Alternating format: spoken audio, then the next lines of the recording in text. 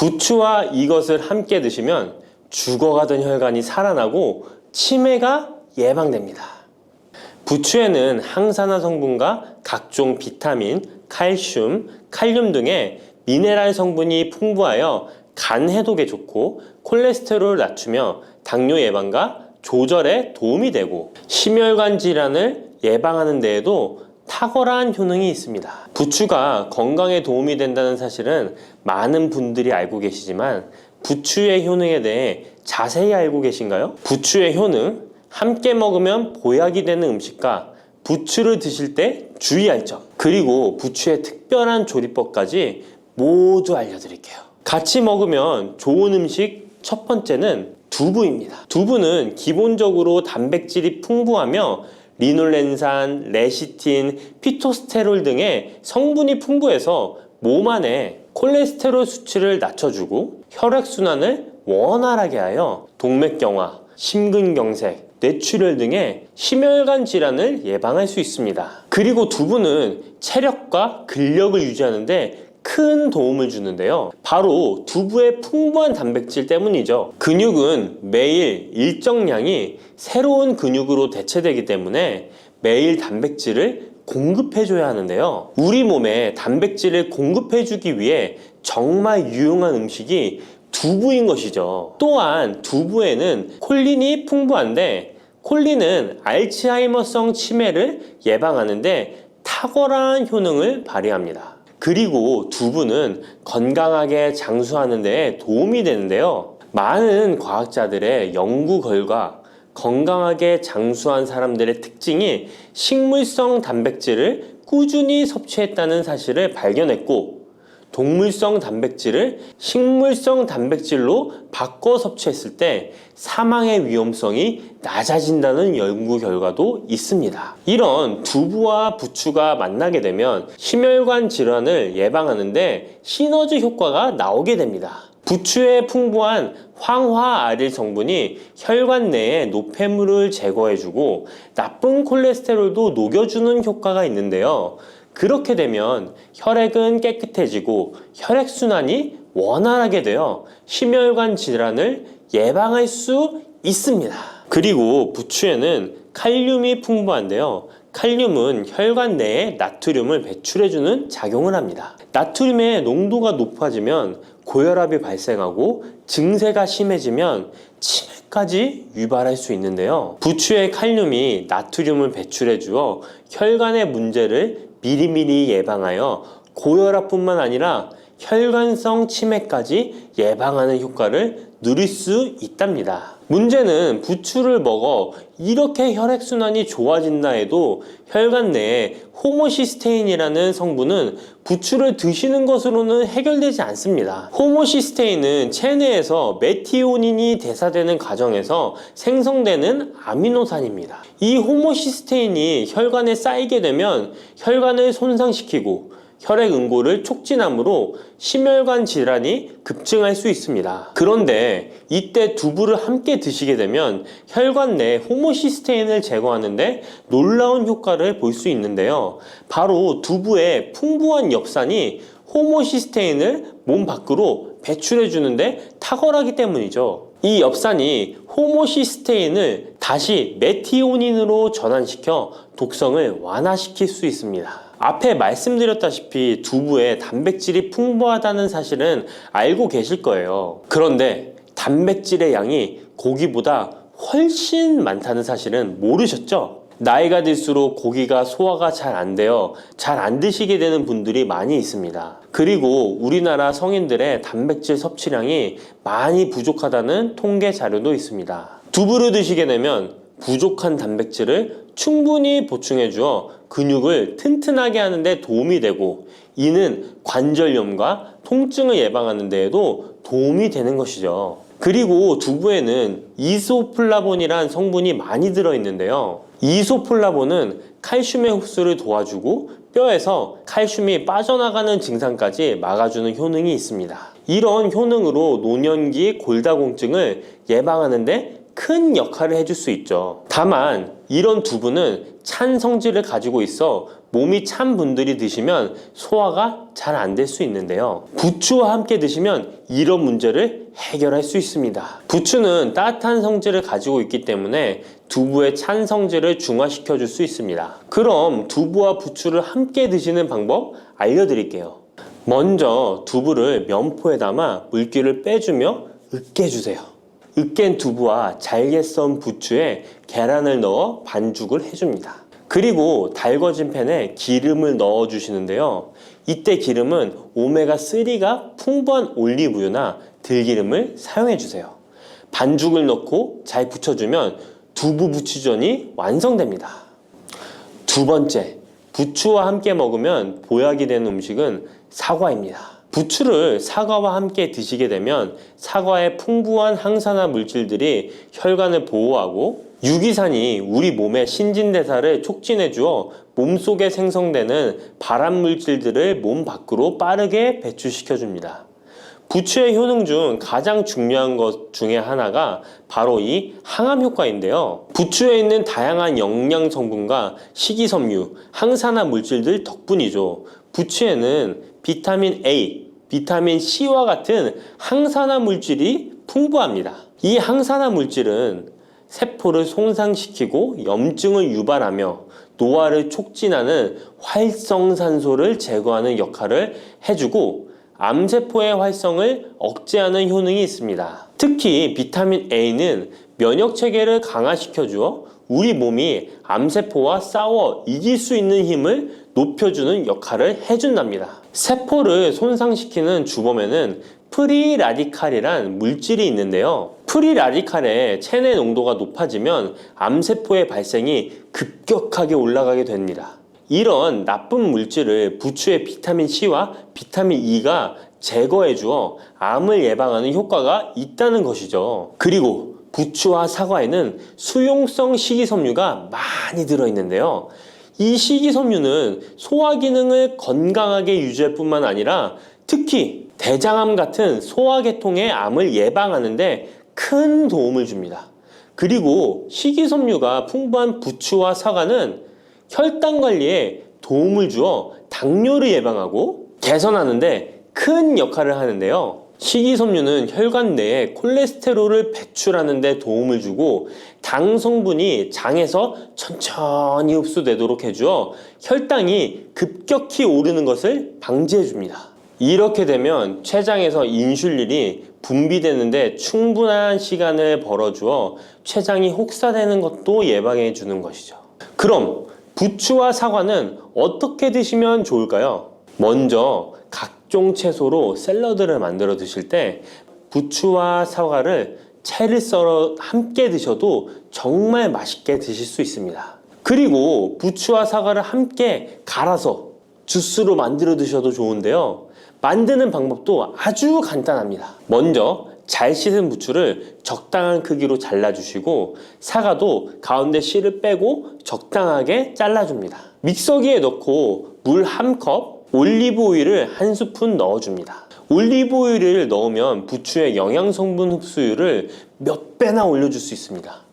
이렇게 넣고 갈아주기만 하면 부추 사과 주스 완성입니다. 세 번째, 부추와 함께 먹으면 보약이 되는 음식은 돼지고기입니다. 부추의 강력한 생명력은 지친 간을 되살리는데도 그 효능이 뛰어나 간에 쌓인 독소를 제거하는데도 효과적인데요. 부추에 함유된 베타카로틴과 클로로필 같은 간세포를 보호하고 간의 재생을 촉진해주는 역할을 해줍니다. 그리고 부추에 함유된 사포닌 성분은 지방간을 예방하고 간의 부담을 덜어주는데 많은 도움을 줄 수 있습니다. 또한 황화알릴이라는 성분이 풍부한데 이 성분은 간의 면역력을 강화해주고 간의 여러 질환을 예방해주는 효능이 있습니다. 여러분 혹시 글루타치온이라는 영양제 들어보셨나요? 부추에는 체내에서 이 글루타치온을 합성할 때 필요한 황화합물이 풍부하여 간의 해독작용을 높여줄 수 있습니다. 이때 돼지고기를 부추와 함께 드시면 우리 몸에 보약이 되는데요. 부추의 알레신 성분이 돼지고기의 비타민 B1의 흡수율을 높여줍니다. 또한 부추의 따뜻한 성질이 돼지고기의 찬 성질을 보완해 주어 소화가 잘 되도록 도와주고 위장 건강에 도움을 줄 수 있습니다. 그리고 영양학적으로도 서로 보완이 되어 균형 잡힌 식사가 될 뿐만 아니라 혈액순환 개선, 면역력 강화, 피로 해소, 에너지 증진, 항암 효과 등을 더 효과적으로 얻을 수 있습니다. 그렇다면 부추와 돼지고기는 어떻게 드시면 될까요? 돼지고기 수육을 부추와 함께 쌈을 싸서 드셔도 좋지만 반찬으로 만들어 먹을 수 있는 방법을 제가 알려드릴게요. 바로 돼지고기 부추볶음인데요. 먼저 부추를 적당한 크기로 잘라 준비해 주시고 돼지고기는 길쭉하고 얇게 썰어줍니다. 잘 달궈진 팬에 올리브유를 둘러주시고 부추와 돼지고기를 한 번에 넣고 볶아줍니다. 이때 대파와 다진 마늘을 넣어주시고 간장으로 간을 해주시면 됩니다. 다 볶아진 후에 들기름을 살짝 곁들여 주시면 고소함이 폭발할 뿐만 아니라 영양도 만점인 보약 반찬이 완성됩니다. 참고로 돼지고기 대신 오리고기를 사용해도 훌륭한 요리가 된답니다. 네 번째, 부추와 함께 먹으면 보약이 되는 음식은 브로콜리입니다. 브로콜리는 세계 10대 슈퍼푸드 중 하나로 선정될 만큼 건강에 좋은 채소입니다. 브로콜리에는 항산화 물질인 비타민 E, 베타카로틴, 비타민 C 등이 풍부하게 함유되어 있어 혈관 속의 활성산소를 제거하여 세포의 노화를 방지하는 효과가 있습니다. 그리고 설포라판이라는 항암 성분도 풍부하여 암세포의 성장을 억제하고 암 예방에 효과적인 놀라운 식물이죠. 또한 비타민 A가 풍부하여 눈 건강에도 아주 좋은 효능을 발휘합니다. 이 비타민 A는 부추에도 풍부하여 함께 드실 때 시너지 효과를 누릴 수 있게 되는데요. 비타민 A는 로놉신의 합성을 도와 야맹증을 예방해주고 눈의 점막을 만들어내는 효능이 있어 안구 건조증을 예방하고 눈시림 증상을 완화시켜 줄 수 있습니다. 또한 비타민 C는 활성산소를 제거하여 안구세포를 보호해주고 눈의 혈관을 건강하게 유지시켜 주어 망막이 손상되는 것을 막아줍니다. 이런 효능으로 눈이 충혈되는 것과 통증을 완화시켜 줄 수 있습니다. 눈 질환 중에 황반변성은 노인의 실명 원인 1위로 매우 위험한 질병인데요. 부추와 브로콜리에 풍부하게 들어있는 비타민 E가 예방해 줄 수 있습니다. 황반변성은 안구의 급격한 노화로 인해 발생하는데 비타민 E가 노화를 막아주는 효능이 있어 황반변성을 예방하는 데 도움을 줍니다. 이 비타민 E는 비타민 C, 비타민 A와 함께 먹을 때 우리 몸에서 흡수율이 올라가는데요. 그렇기 때문에 부추와 브로콜리를 함께 먹으면 눈을 건강하게 하는데 높은 시너지 효과를 가질 수 있습니다. 그렇다면 부추와 브로콜리는 어떻게 드실 수 있을까요? 지금 바로 함께 먹는 특급 조리 방법을 알려드릴게요. 잘 씻은 부추를 적당 크기로 잘라 준비하고 브로콜리는 송이를 나누어 끓는 물에 부추와 함께 살짝 데쳐줍니다. 데친 부추와 브로콜리는 찬물에 헹군 후에 물기를 제거합니다. 간장, 식초, 설탕, 다진 마늘, 참기름을 섞어 양념장을 만들어 부추와 브로콜리를 골고루 묻혀줍니다. 마지막으로 통깨를 뿌려주면 맛있는 부추 브로콜리 무침이 완성됩니다.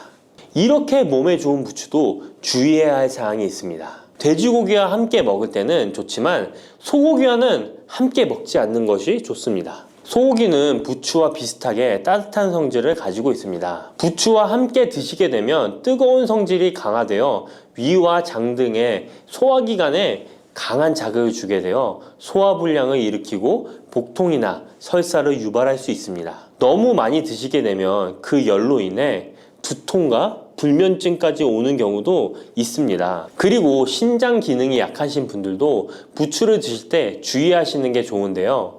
그 이유는 부추의 풍부한 칼륨 때문입니다. 칼륨이 몸속에 나트륨을 배출해주는 효능이 있지만 신장이 약하신 분들이 부추를 과하게 드시게 되면 많은 양의 칼륨이 몸에 들어오게 되고 약한 신장이 칼륨을 몸 밖으로 잘 배출해주지 못하게 됩니다. 그렇게 되면 고칼륨 혈증이 나타나 근육이 약화될 수 있고 심장 박동이 불규칙해질 수 있으며 심하면 호흡곤란을 초래하기도 합니다.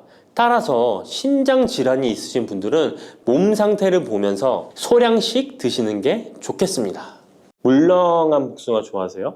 아니면 딱딱한 복숭아 좋아하세요? 사람들마다 본인이 좋아하는 복숭아의 종류가 따로 있죠. 백도, 황도, 천도, 요즘엔 신비 복숭아라는 것도 인기가 참 많은 것 같습니다. 냉장고에 뒀다 먹으면 달콤하고 부드럽고 향긋한 복숭아는 참 맛이 좋은데요. 여름철 대표 과일 중 하나인 복숭아도 함께 먹으면 의사들도 놀란 만큼 몸에 좋은 음식도 있고, 또 복숭아도 잘못 드시면 우리 몸에 독이 될 수도 있습니다. 달콤한 과일인 복숭아는 당뇨 있는 분들이 꺼려하는 과일 중에 하나이기도 하는데요. 이 복숭아도 올바로 알고 드시면 당뇨가 있는 분들에게도 보약이 될 수 있습니다. 지금부터 복숭아와 함께 먹으면 보약이 되는 음식, 그리고 복숭아 드실 때 주의할 점과 복숭아의 효능까지 모든 것 알려드릴게요. 여름 과일의 여왕이라는 별명을 가진 복숭아는 더운 날씨에 다양한 영양소와 수분이 많아서 피로 해소와 식욕 증진에 도움을 줄 수 있습니다. 특히 복숭아에는 우리 몸에 흡수가 빠른 각종 당류와 수분, 비타민, 구연산 무기질 등이 풍부하게 함유되어 있어 더위에 지친 몸에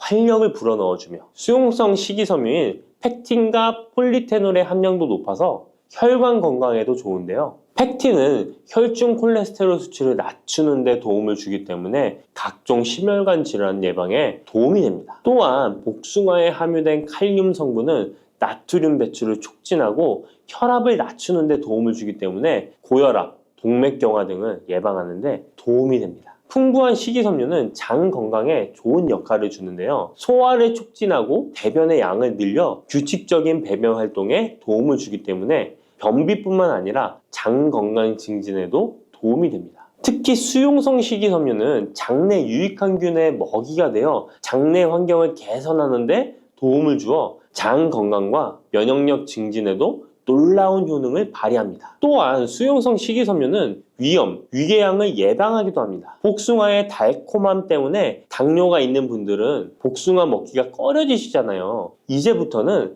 걱정 말고 드실 수 있을 거예요. 우선 복숭아는 달콤한 맛에 비해 혈당 지수와 혈당 부하 지수가 낮다는 사실 모르셨죠? 복숭아의 혈당 지수는 30에서 50 정도로 낮은 편입니다. 그리고 복숭아 100g, 복숭아 반쪽 정도를 먹었을 때 혈당 부하 지수는 3에서 5 정도로 낮답니다. 그렇기 때문에 당뇨가 있는 분들도 단단한 복숭아를 적당량 먹는다면 혈당에 큰 부담을 주지 않습니다. 게다가 복숭아는 다양한 항산화 성분이 풍부해서 당뇨 관리와 합병증 예방에도 도움이 됩니다. 특히 폴리페놀 성분은 인슐린 저항성을 개선하고 혈당 조절에 도움을 줍니다. 복숭아의 당뇨에 대한 효과는 연구 결과로도 입증되었는데요. 대한영양사협회에서 발표한 연구에 따르면 제2형 당뇨병 환자들이 12주 동안 하루에 200g 복숭아를 섭취했을 때 공복 혈당과 당화혈색소 수치가 감소했다고 밝히고 있습니다. 이 연구 결과는 복숭아가 당뇨 관리에 실질적인 도움이 된다는 걸 보여주고 있습니다.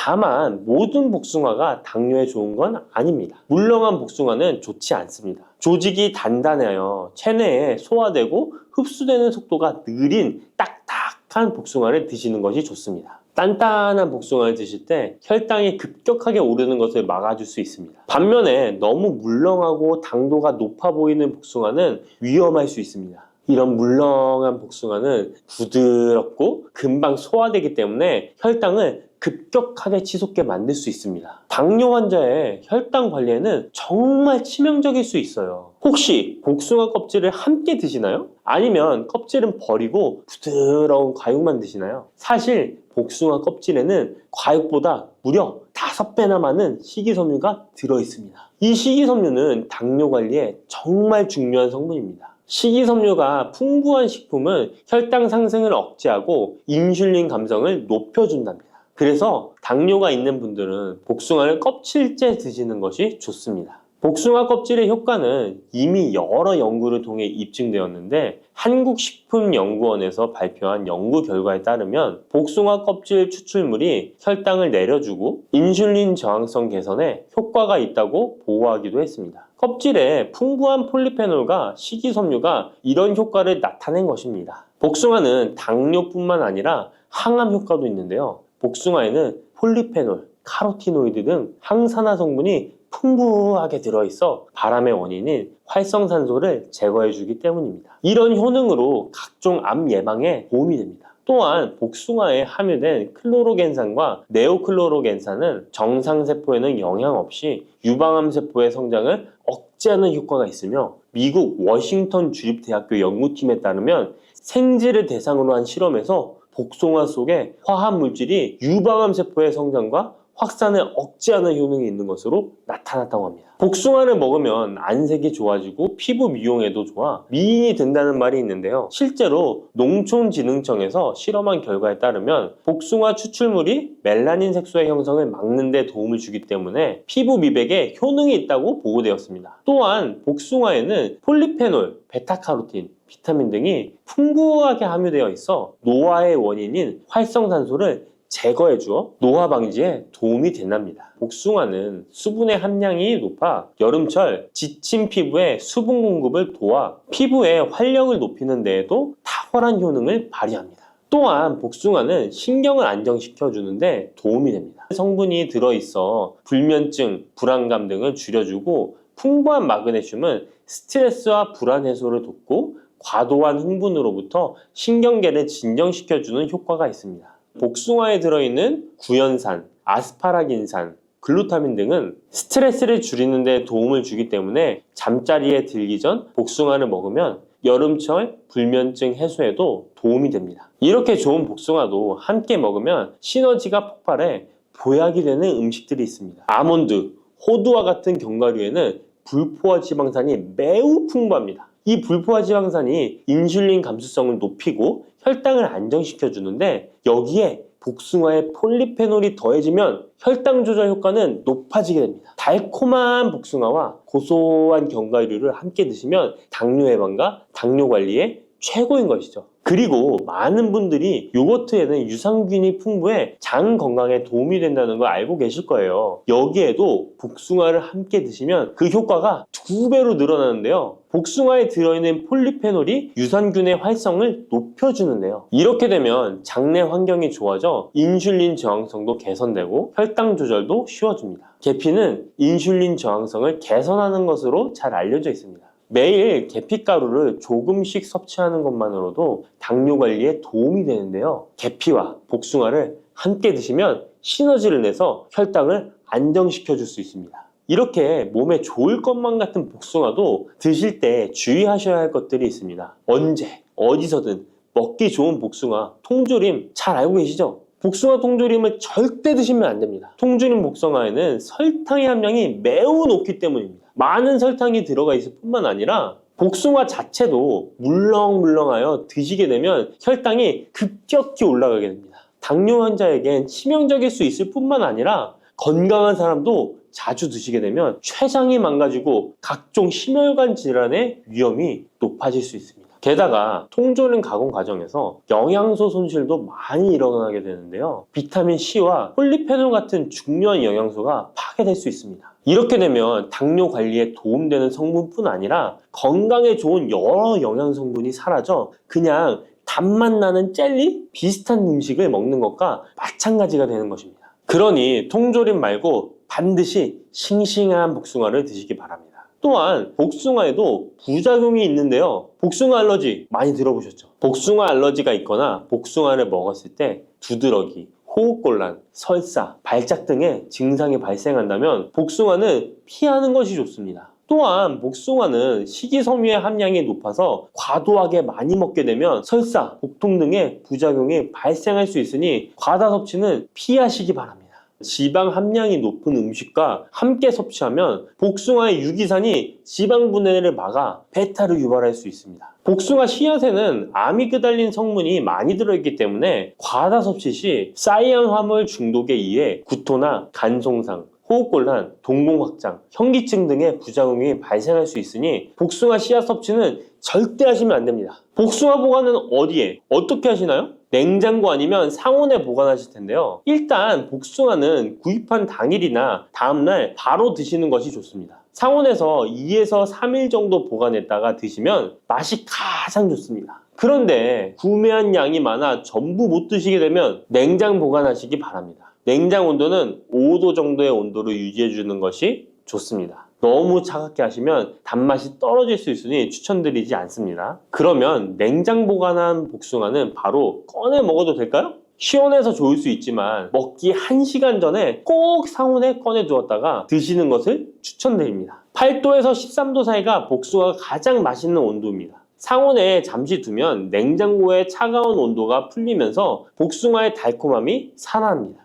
블루베리는 세계 10대 건강식품에 들어갈 만큼 우리 몸을 건강하게 하는데 도움이 되는 과일입니다. 최근 10년간 소비량이 가장 많이 늘어난 과일이기도 한데요. 특히 50대 이상에서 급속도로 섭취량이 늘어나고 있습니다. 이렇게 섭취량이 급속도로 올라가고 있는 이유는 블루베리가 먹기에도 편하고 건강에도 좋다고 알려져 있기 때문인데요. 냉동 블루베리의 판매량도 함께 증가하고 있습니다. 냉동 블루베리를 씻지 않고 그냥 드시는 분들이 많아지고 있는데요. 누구는 그냥 먹어도 된다. 어떤 사람은 반드시 씻어서 먹어야 된다. 의견이 분분합니다. 영상을 통해서 블루베리를 먹는 방법과 블루베리의 효능, 함께 먹으면 안 되는 음식과 함께 먹으면 좋은 음식까지 블루베리에 대한 모든 것 알려드리겠습니다. 먼저 냉동 블루베리 씻어야 되느냐 그냥 먹어도 되느냐 완벽하게 정리해드리겠습니다. 결론부터 말하자면 씻어서 드시는 것이 안전하다입니다. 먼저 냉동 블루베리를 구입하셨다면 식품의 유형을 확인하시기 바랍니다. 식품의 유형에 과체 가공품이라고 적혀 있다면 씻어서 냉동한 블루베리이기 때문에 그냥 드셔도 되긴 합니다. 그런데 식품 유형에 농산물이라고 표기되어 있다면 이것은 씻지 않고 냉동되어 유통된 블루베리이기 때문에 반드시 씻어서 드시는 것이 좋습니다.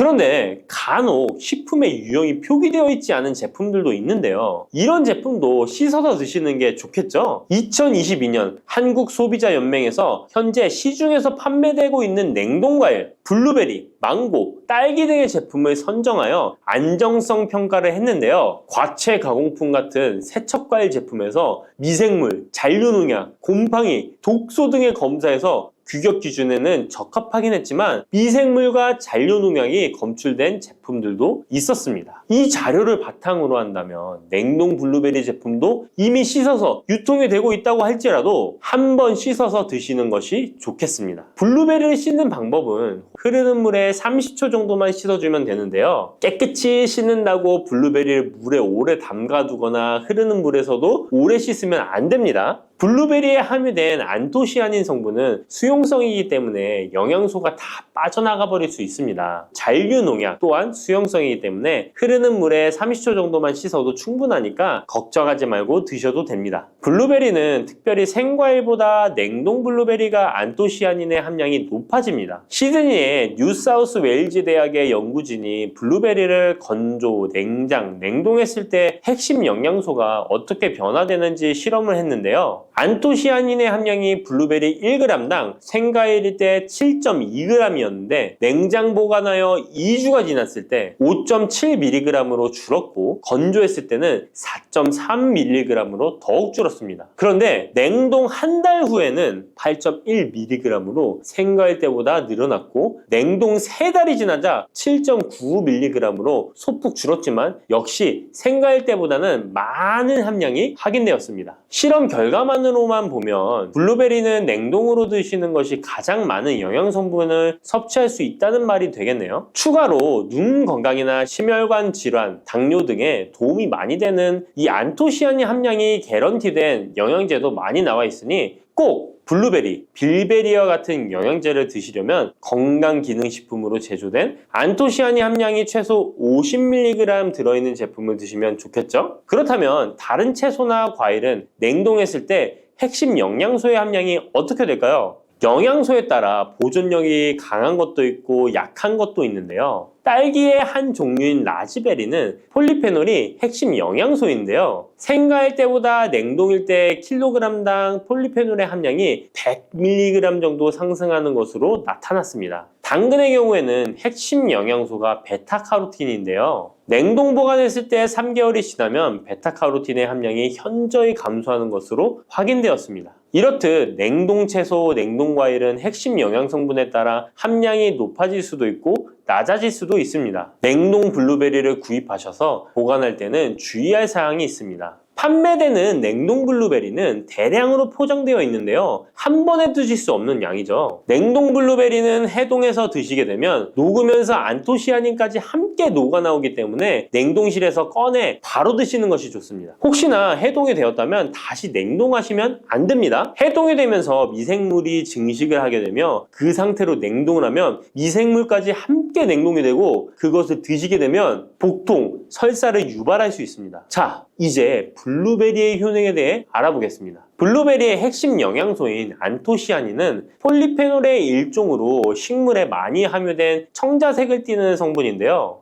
블루베리의 색깔이 짙은 보라색을 띠는 것이 바로 안토시아닌 때문입니다. 안토시아닌의 과일별 함량에서는 빌베리, 블루베리가 가장 높은 함량을 가지고 있는 것으로 알려져 있는데요. 안토시아닌 함량이 높고 좋은 빌베리, 블루베리일수록 드셨을 때 입안에 보랏빛으로 착색이 심하게 되는 경우가 많아요. 인공색소가 아니기 때문에 전혀 걱정 안 하셔도 되고 10분 정도 지나면 자연히 없어지니 시중 빌베리, 블루베리가 포함된 건강기능식품을 드셨을 때 착색이 되더라도 전혀 걱정 안 하셔도 됩니다. 안토시아닌의 가장 큰 효능은 눈을 건강하게 한다는 것입니다. 안토시아닌은 로놉신의 제합성을 촉진하여 시력을 보호하고 백내장, 안구 건조증, 망막염 등의 눈 질환을 예방합니다. 눈의 피로와 노화를 방지하며 초기 근시도 예방하는 것으로 알려져 있습니다. 또한 강력한 항산화 물질인 안토시아닌은 체내 활성산소를 제거하여 세포의 노화를 방지해 주는데 뇌세포의 노화까지 예방을 합니다. 폴리페놀 성분인 안토시아닌은 뇌의 신경세포를 보호하고 신경 전달 물질의 분비를 촉진하여 뇌의 기능도 향상시키며 뇌의 해마를 자극하여 기억력을 향상시키고 치매를 예방하는 데에도 효과적입니다.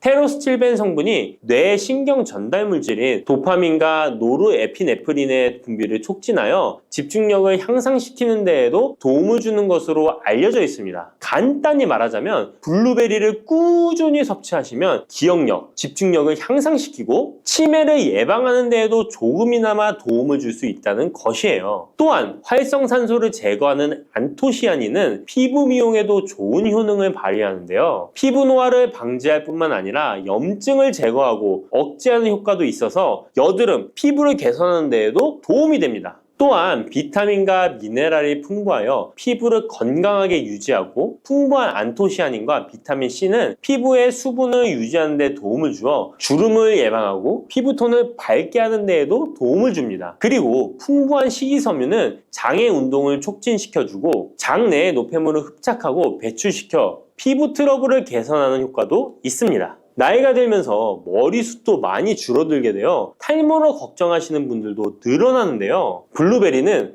탈모 예방에도 효과적이에요. 블루베리의 안토시아닌은 튼튼한 모발이 자라날 수 있도록 모낭세포를 자극해주고 두피세포의 노화를 예방하여 탈모를 예방하게 되는 것입니다. 또한 블루베리에 함유된 비타민C는 머리카락 조직 형성에 필수적인 성분이고 콜라겐 생성을 촉진하여 모발을 강화하고 두피 건강을 증진하는 데에도 도움이 됩니다. 항산화 성분인 안토시아닌은 머리카락 세포를 손상시키는 자유라디칼을 제거하고 머리카락 손상을 예방하는 데 도움이 되어 탈모를 예방하는 것입니다. 블루베리는 당뇨의 위험이 있는 분들에게 특히 도움이 되는데요. 블루베리는 혈당 수치를 낮추어주고 당분을 에너지원으로 사용하는 신진대사의 과정을 촉진해주는 효능이 있습니다. 미국의 당뇨병 협회는 블루베리를 당뇨병 슈퍼푸드라고 부르며 블루베리를 꾸준히 섭취하면 인슐린 감수성을 향상시키고 혈당을 낮추는 데 도움이 된다고 발표했습니다. 블루베리에 대한 연구를 진행했는데요. 하루에 150g의 블루베리를 섭취한 실험군은 혈당 스파이크의 발생이 낮아졌고 인슐린 수치 또한 낮아진 것으로 확인되었다고 발표했습니다. 블루베리에 함유된 안토시아닌뿐만 아니라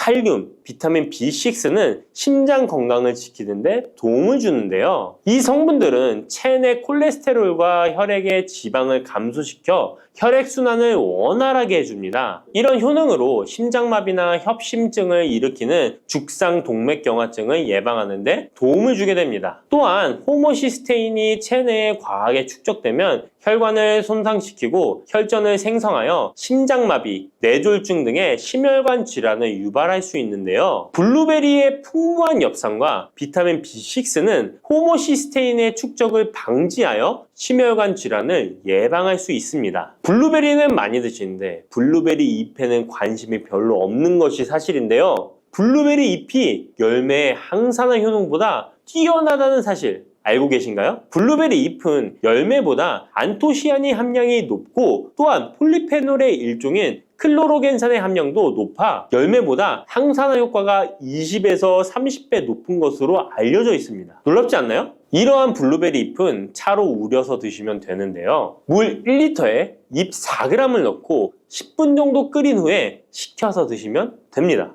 블루베리가 새콤달콤한 맛이 난다면 블루베리 잎차는 구수한 맛이 나는 것이 특징입니다. 이렇게 좋은 블루베리도 함께 먹으면 안 되는 음식이 있는데요. 바로 우유입니다. 깜짝 놀라지 않으셨나요? 보통 냉동 블루베리를 우유와 함께 믹서기에 갈아서 주스로 많이 드시는데요. 이렇게 되면 블루베리의 영양소가 파괴됩니다. 국제의학 바이오 저널의 연구에 따르면 블루베리의 폴리페놀 성분과 우유 단백질의 친화성 때문에 블루베리와 우유를 함께 먹게 되면 블루베리의 항산화 성분이 대부분 파괴된다고 발표했습니다. 그리고 우유에 함유된 칼슘은 블루베리의 안토시아닌과 만나면 칼레이드화 되는데요. 이것은 둘이 결합하여 덩어리를 만든다는 것입니다. 이렇게 덩어리가 된 물질은 불용성 침전물로서 체내에서 녹거나 흡수되지 않고 몸 밖으로 배출되게 됩니다. 이 과정에서 체내에 머물며 소화되지 않기 때문에 위와 장에 큰 부담을 주게 됩니다. 이 때문에 블루베리와 우유를 자주 섭취하시거나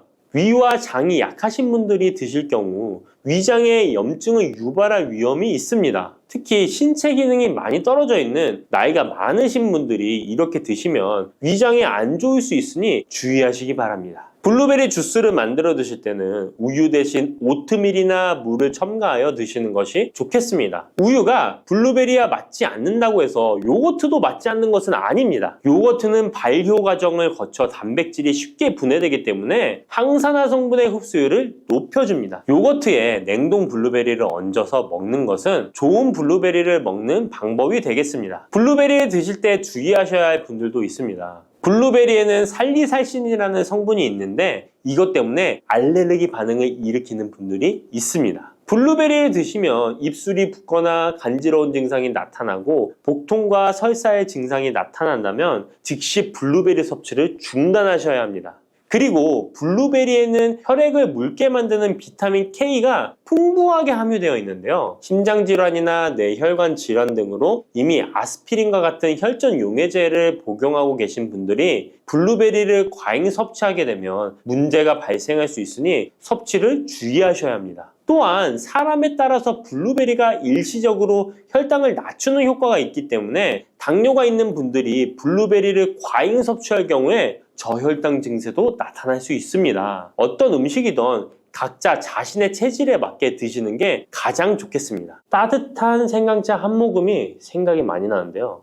저는 꼭 생강을 사다가 꿀을 넣은 생강청을 해놔서 자주 마시곤 합니다. 알싸한 생강차를 마시면 몸이 따뜻해지는 게 느껴지더라고요. 몸이 차신 분들은 생강이 몸을 데우는데 효과가 있다고 많이 들어보셨을 거예요. 과연 진짜 이 생강은 우리의 몸을 따뜻하게 해주는 효과가 있을까요? 또 어떤 방법으로 먹어야 효과가 좋을지 같이 알아볼게요. 생강은 다양한 건강 효능을 가지고 있어 요즘 많은 사람들이 주목하는 식품 중 하나인 거 알고 계시나요? 생강은 우리 몸에 여러 가지 유익한 성분들이 함유되어 있는데요. 그 중에서도 진저론, 쇼가올, 진저롤 성분들은 생강의 특유의 매운맛과 향을 내는 성분들이기도 합니다. 특히 이 성분들은 노년층에게도 유익한 성분이라서 건강관리에 큰 도움이 될 수 있는데요. 주목할 만한 생강의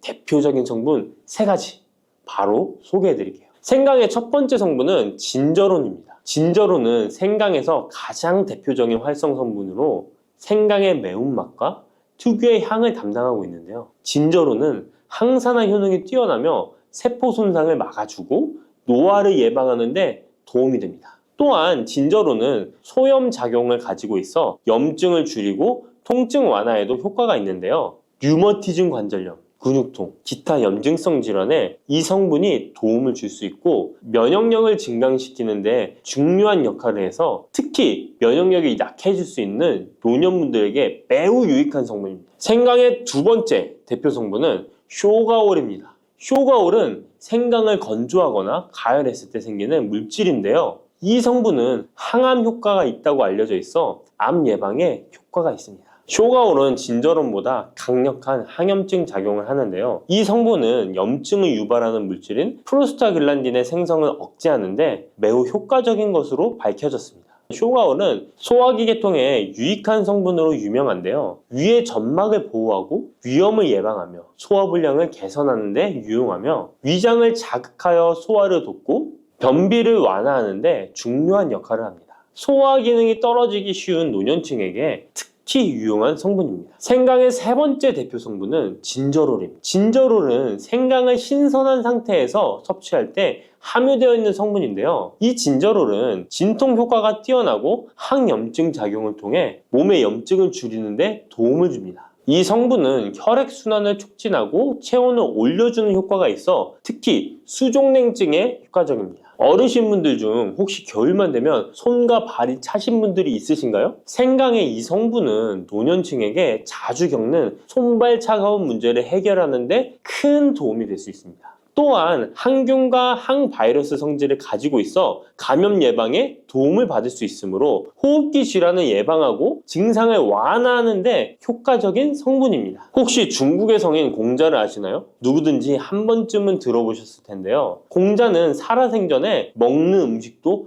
매우 철저하게 관리했다는데요. 공자가 매 식사마다 생강을 빼놓지 않고 먹었다는 것 알고 계셨나요? 공자는 생강이 얼마나 몸에 좋은지 그 옛날부터 알고 있었던 것이죠. 공자는 73세에 생을 마감했는데 그 옛날 평균 수명을 생각하면 어마어마하게 장수를 했던 것이죠.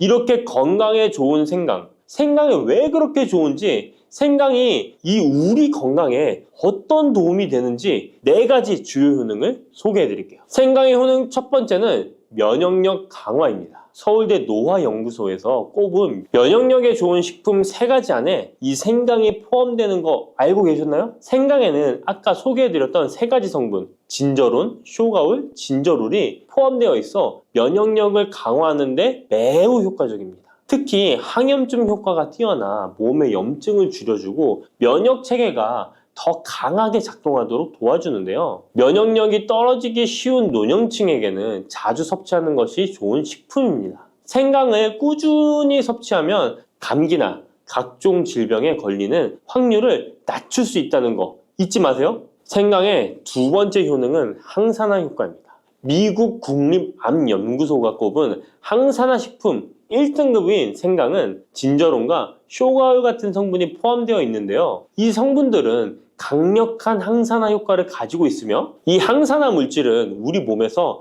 자유라디칼이라는 유해 물질을 제거해 주어 노화, 염증, 심혈관 질환과 각종 질병을 예방하는 데 중요한 역할을 합니다. 특히 생강은 세포의 산화 스트레스를 줄이고 피로 회복과 노화 방지에 효과적이어서 건강한 노년을 위해 꼭 필요한 식품이라고 할 수 있죠. 생강의 세 번째 효능은 바로 수족냉증 완화입니다. 수족냉증은 특히 노년층에게 흔하게 나타나는 증상 중 하나인데요. 손발이 차가워지고 특히 겨울철에 더 불편함을 겪는 분들이 많으시죠. 생강은 혈액순환을 촉진시켜주는 효과가 있어 수족냉증을 완화하는 데 탁월합니다. 생강의 진저롤 성분이 체온을 높여주고 혈관을 확장시켜서 손발이 따뜻해지는 데 도움을 줍니다. 또한 한의학에서는 생강이 몸의 찬 기운을 밖으로 내보내주고 또 몸 안에 열을 발산해주는 효능이 있다고 유명한데요. 우리 옛 조상부터 이 생강이 몸을 따뜻하게 해주는 효과가 있다는 것을 알고 있었던 것이죠. 생강의 네 번째 효능은 소화불량 개선입니다.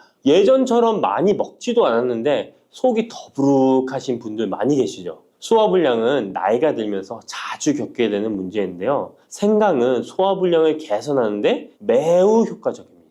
생강에 포함된 쇼가의 성분은 위장의 운동을 촉진시키고 위염을 예방하는 데 도움이 되는데요. 또한 메스꺼움이나 구토 증상을 완화시켜주기 때문에 특히 소화기 계통에 문제가 있는 분들에게 좋습니다. 그런데 이렇게 좋은 생강 그냥 차로만 드시고 계시는 분 많으시죠? 각 방법은 그에 맞는 효능을 더욱 잘 발휘할 수 있기 때문에 여러 방법으로 생강을 활용하는 것이 좋습니다. 차로 드시는 것 말고도 여러 가지 섭취하는 방법에 대해 자세히 알려드릴게요. 첫 번째 방법은 가장 간단한 방법으로 생으로 먹는 것입니다. 생강을 얇게 썰어서 샐러드나 요리에 넣어 먹을 수 있는데요. 생으로 먹을 경우 생강의 모든 효능을 그대로 섭취할 수 있으며 항산화와 항염 효과를 가장 잘 느낄 수 있습니다. 물론 그 특유의 매운맛이 강하기 때문에 매운맛을 좋아하지 않는 분들은 식초에 절여주시거나 물에 조금 담가 매운기를 확 빼고 드시거나 생으로 조금 먹는 것이 좋습니다. 두 번째 방법은 생강을 말려서 먹는 방법입니다.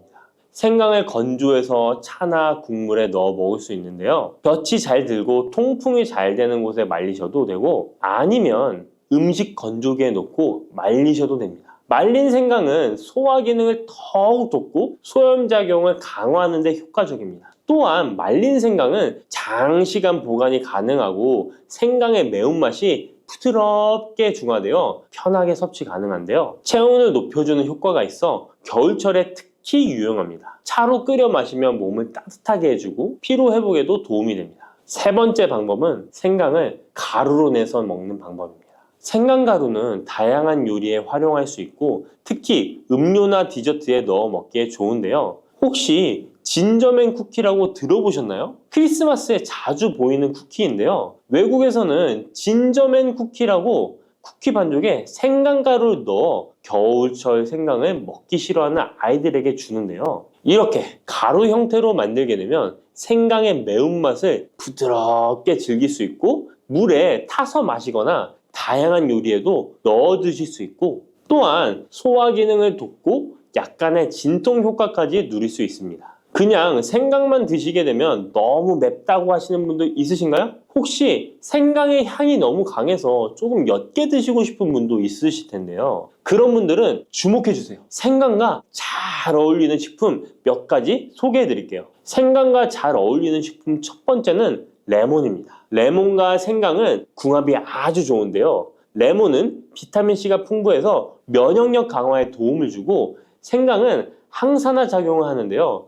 두 가지를 함께 섭취하면 서로 효과가 극대화돼서 특히 감기 예방에 탁월합니다. 또한 레몬은 소화 촉진에 도움을 주며 생강도 소화불량 개선에 뛰어난 효능이 있는데요. 이 둘을 함께 드시면 소화 기능이 개선되고 면역력 강화와 항산화 효과까지 배가 된다는 것 잊지 마세요. 생강과 레몬은 레몬 생강차나 레몬과 생강을 함께 넣은 샐러드로 드시는 것을 추천드립니다. 생강과 궁합이 좋은 식품 두 번째는 강황입니다. 강황은 생강과 함께 먹으면 항염증, 항암, 면역력 증진 효과가 매우 강력해지는데요. 강황의 주성분인 커큐민은 항염증과 항산화 작용이 뛰어나 생강의 진저론, 쇼가올, 진저롤과 함께 염증을 줄이고 세포 보호 효과를 극대화할 수 있습니다.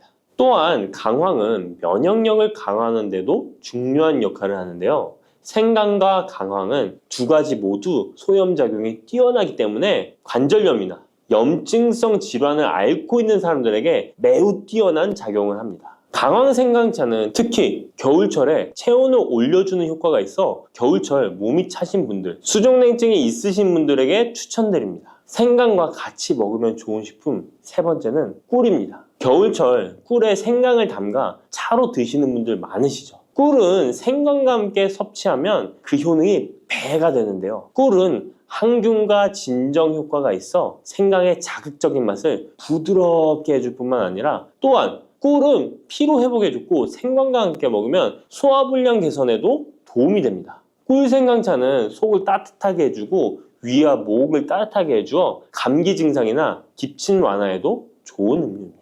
이렇게 건강에 좋은 생강, 몸에 좋다고 많이 드셔도 될까요? 모든 식품은 과, 유, 불, 급인데요. 생강도 마찬가지로 적절히 섭취해야 효과가 있습니다. 또한 잘못 먹으면 몸에 해가 되는 부작용이 있을 수 있기 때문에 몇 가지 유의사항을 알아두는 것이 중요한데요. 바로 알려드릴게요. 생강을 저장할 때 대충 비닐에 보관하셨다가 곰팡이 피신 분도 있으시죠? 생강은 곰팡이가 생기지 않도록 주의해야 하는데요. 생강은 수분 함량이 많아 습기에 민감하고 곰팡이가 쉽게 생길 수 있습니다. 이때 곰팡이가 생긴 생강은 섭취하지 않도록 하세요. 생강에 핀 곰팡이는 미코톡신이라는 독소를 생성하는데요. 일부 미코톡신은 인체에 매우 유독해 간과 신장, 면역체계에 심각한 손상을 줄 수 있습니다. 생강의 일부분만 곰팡이가 생겨도 이 독이 생강 전체에 퍼질 수 있어 곰팡이 핀 생강은 아깝더라도 전체 다 버리셔야 한다는 거 잊지 마세요. 곰팡이가 피지 않도록 생강을 보관할 때는 통풍이 잘 되는 곳에 보관하고 습기가 많은 곳은 피하는 것이 좋습니다. 생강은 많은 효능을 가지고 있지만 과다 섭취할 경우 부작용이 있을 수 있는데요. 너무 많이 지나치게 먹으면 속이 쓰리거나 위염이나 위장장애를 일으킬 수 있습니다. 하루에 2에서 3g 정도로 섭취하는 것이 적당하며 위장에 민감한 분들은 조금 더 적은 양을 섭취하는 것이 좋다는 것 기억하세요.